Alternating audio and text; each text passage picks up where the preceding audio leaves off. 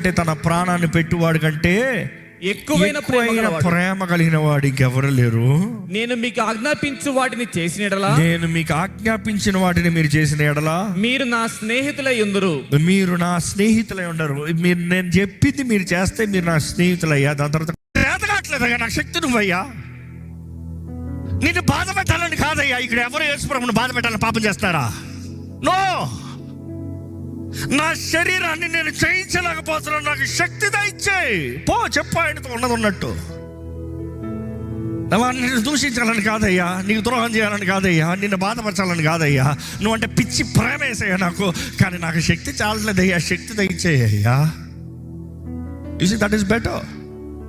ఖండించబడిన తర్వాత, నువ్వు శోధించబడిన తర్వాత, నీ సహోదరుని నువ్వు బయటకు వచ్చిన తర్వాత నీ సహోదరుని బలపరచు. Strengthen your brothers. ఎందుకంటే ఆ టెస్ట్లో నువ్వు వెళ్ళినప్పుడు తెలుసు, ఆ ట్రామా నీకు ఎట్లా ఉంది తెలుసు. విశ్వాసాన్ని కోల్పోద్దు ఆ ట్రామాలో, ఆ గాయంలో. ఇంకా నేను అంతే, నేను ఇంకా వేస్ట్, నేను ఇంకా పనికిరాను, నేను ఇంకా బ్రతకలేను అనొద్దు. Art of you make me one with you lord.